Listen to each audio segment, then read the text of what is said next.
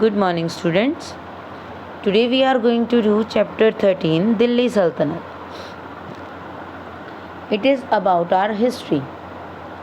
Very interesting chapter and you have to learn with interest. अगर आप ये सोचेंगे कि बहुत हिस्ट्री का चैप्टर है, हम हिस्ट्री क्यों पढ़ें, अब तो ये चेंज हो गया, no need to read history, तो it is a wrong mindset. हमें अपनी हिस्ट्री को इसलिए पढ़ना है because we have to get the knowledge about our history. जब तक हमें हमारी हिस्ट्री का पता नहीं होगा कि हमारे फोर फादर्स ने, हमारे जो पुराने लोग थे, उन्होंने क्या फेस किया, उनके साथ कैसा बिहेवियर हुआ, या वो किस तरह से एंशियंट टाइम में रहते थे, अगर हमें इसी का पता नहीं होगा कि उन्होंने डेवलपमेंट कैसे की, उनके वहाँ वर्क कैसे होता था, तो how could we move forward. हम आगे तभी जा सकते हैं जब हमें हमारी हिस्ट्री के बारे में पता होगा. Okay, so we are going to read about Delhi Sultanate. As the name shows it is about the Delhi. ठीक है, जिसे हम आजकल न्यू दिल्ली बोलते हैं. दिल्ली के 2 पार्ट्स हैं इस टाइम पर हमारे पास, old Delhi and new Delhi. ठीक है, so this chapter is about old Delhi. जो पुरानी दिल्ली है ना, उसके बारे में है ये चैप्टर. क्लियर? तो यहाँ पर इस चैप्टर में हमने क्या रीड करना है कि दिल्ली पर कौन से किंग्स का रूल रहा. Okay, in this chapter we are going to read about that who ruled over Delhi in different time period. अलग अलग टाइम पीरियड में दिल्ली पर किसने रूल किया. Clear? We have read in chapter 12 that India was invaded by Muslim kings, that we can say that is Mahmud Ghazni and Muhammad Ghori. Okay, they came from Afghan side. They invaded India and they looted India and went to their area. Okay, firstly Mahmud Ghazni invaded India.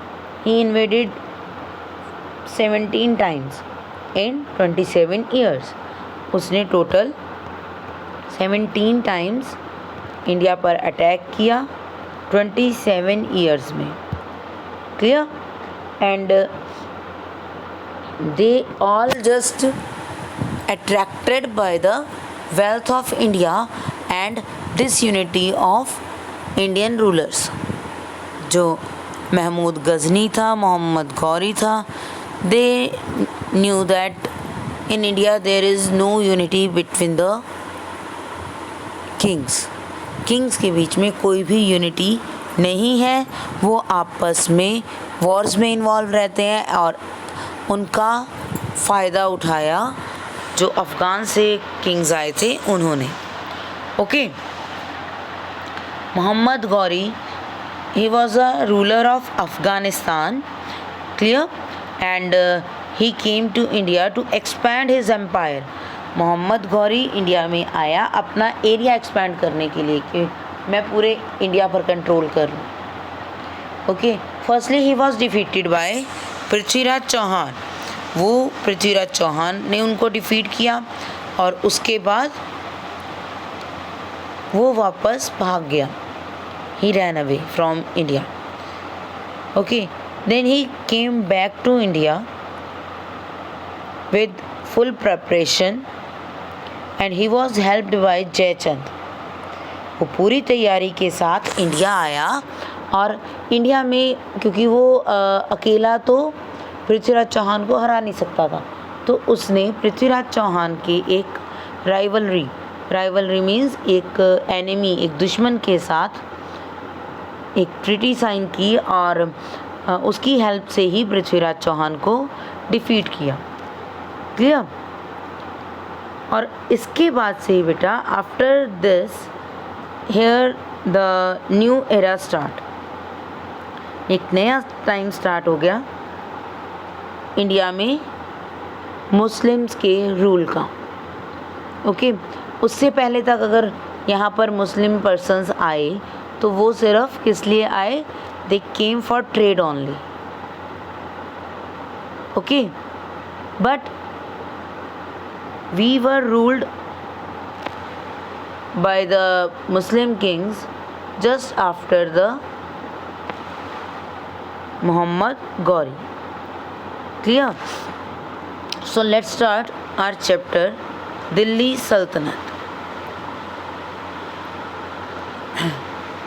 During the late 12th century 1173 to 1290, India was divided into many small large states. There was a lack of unity among different rulers. Under these circumstances, the ruler of small state of Gaur, Ghiyasuddin Muhammad, popularly known as Muhammad Ghori, invaded India and conquered Punjab, Sindh and few other states. Okay, we have discussed this कि India बहुत से parts में divided था और इसके rulers के बीच में कोई भी यूनिटी नहीं थी। हिंदू रूलर्स आपस में ही फाइट करते थे, there was no unity between them. तो ये सबसे बड़ी प्रॉब्लम थी कि जो फॉरेनर्स थे, जो इन्वेडर्स थे, उन्होंने इंडिया पर अटैक की। ओके, तो मोहम्मद गौरी जिसका नेम था Ghiyasuddin Mohammad and we popularly know call him Mohammad Ghori. Commonly हम उसे क्या कॉल कर रहे हैं, Mohammad Ghori. Why we call him Ghori, we called him Ghori because he came from Ghor. वो गौर नाम के एक एरिया से आया था, इसीलिए हम उसे गौरी कॉल करते हैं। Okay, and he invaded India, उसने इंडिया पर अटैक किया और पंजाब सिंध का area, he came from that side, वो इंडिया में कश्मीर की साइड से आया था, इस तरफ से अफ़गानिस्तान की तरफ से आया था। तो यहाँ से फर्स्ट एरिया पंजाब और सिंध का ही आता है। Okay, so he invaded Punjab and Sindh. Firstly उसने पंजाब और सिंध पर अपना कंट्रोल किया। ओके, एंड दूसरी आगे जैसे जैसे वो अटैक्स करता गया और डिफीट करता गया, तो उसने बाकी सबको हरा दिया और अपने एरिया को एक्सपेंड किया। Okay, in 1191 he was challenged by Prithviraj Chauhan. उसे किसने चैलेंज किया, पृथ्वीराज चौहान ने। ओके, इन 1191 में पृथ्वीराज चौहान ने उसे चैलेंज किया कि मैं हरा सकता हूँ, आई कैन डिफीट यू। तो in this battle he was defeated by Prithviraj Chauhan. जो मोहम्मद गौरी था वो पृथ्वीराज चौहान से डिफीट हुआ। ओके, बिकॉज पृथ्वीराज चौहान जो थे वो सक्सेसफुल रहे बाकी राजपूत किंग्स को अपने साथ इकट्ठा करने में, यूनाइट करने में, कि we would defeat the king जो हम पर कंट्रोल करने की कोशिश कर रहा है, हम उसे डिफीट कर सकते हैं। तो इसलिए पृथ्वीराज चौहान और बाकी रूलर जो राजपूत किंग्स थे, उन्होंने मिलकर किसको हरा दिया, they defeated Mohammad Ghori. Okay, and in this battle Mohammad Ghori escaped from that area, वो वहाँ से भाग निकला।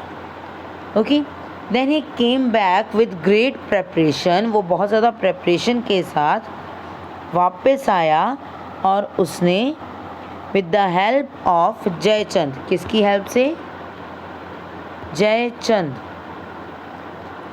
जयचंद की हेल्प से। जयचंद भी राजपूत किंग था और जयचंद की हेल्प से ही मोहम्मद गौरी ने पृथ्वीराज चौहान को डिफीट कर दिया। ठीक है, in the second battle of Tarain. Tarain area है बेटा पंजाब में, जो बठिंडा साइड का एरिया है, यहाँ पर ही इस एरिया में तराइन है। वहाँ पृथ्वीराज चौहान को सेकेंड बैटल में मोहम्मद गौरी ने डिफीट किया with the help of Jaichand. Okay, when 1191 में वो खुद डिफीट हुआ और उसके बाद प्रेपरेशन के साथ वापस आया और तराइन में सेकेंड बैटल हुई and here he defeated Prithviraj Chauhan. Okay, and he killed him. Prithviraj Chauhan ने तो मोहम्मद गौरी को छोड़ दिया था। क्लियर? इंडियन किंग थे, उन्होंने they were just with the soft heart, उन्होंने मोहम्मद गौरी को छोड़ दिया कि okay you can go back to your area. And Mohammad Ghori ने क्या किया? When Prithviraj Chauhan was defeated by him he killed him. जब पृथ्वीराज चौहान तराइन की बैटल में हार गया तो मोहम्मद गौरी ने उसे किल कर दिया and captured Ajmer and Delhi. Delhi और अजमेर पर उसने कंट्रोल कर लिया। Clear? But after that he just killed the Jaichand in battle in 1194। Jaichand ने उसकी हेल्प की थी, ठीक है, बट लास्ट में क्या हुआ? जो मोहम्मद गौरी था उसने जयचंद को भी हरा दिया 1194 में and he killed Jaichand. Okay, now he had the rule over that area. ये जो आपको एरिया दिख रहा है बेटा, ये रेड कलर की लाइन में, इस एरिया पर, अब मैंने इसको ब्लैक कर दिया है, इज इट विजिबल? इस एरिया पर किसका रूल था? मोहम्मद गौरी।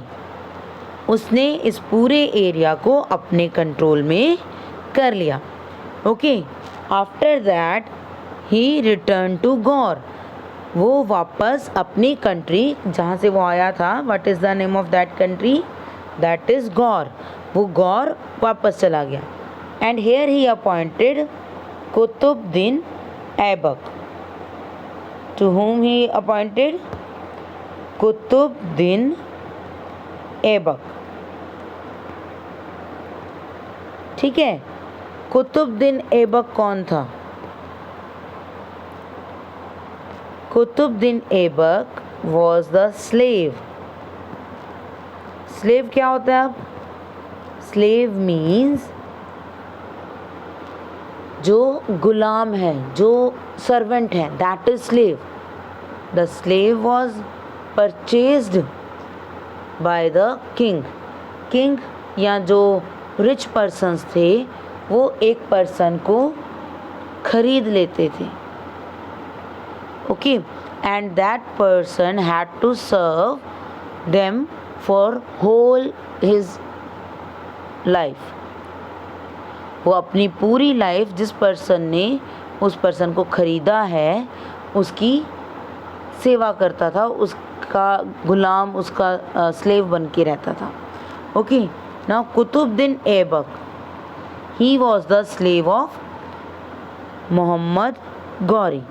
मोहम्मद गौरी का वो स्लेव था और मोहम्मद गौरी जब वापस गया Ghor, when he return to Ghor, he gave the administration to the Qutbuddin Aibak.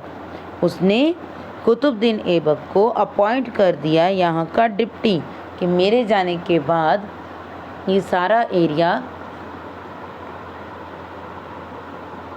Supervise कौन करेगा? कुतुबुद्दीन ऐबक। किंग तो वही रहेगा मोहम्मद गौरी, बट किंग की प्लेस पर यहाँ का वर्क कौन चेक करेगा? Qutubuddin Aibak. Okay, and When he returned to his area, there he was killed by a Khokhar soldier. वहाँ पर उसे एक खोखर सोल्जर ने डिफीट कर दिया. किसने? खोखर सोल्जर ने. एक सोल्जर ने उसे डिफीट कर दिया इन 1206 में. Okay. And the Indian territory came under Qutubuddin Aibak. Indian territory Qutubuddin Aibak के अंडर आ गई और ऐबक ने यहाँ पर जो डायनेस्टी स्टार्ट की, जो एक किंगशिप स्टार्ट की under the slave dynasty. Which dynasty? Slave dynasty.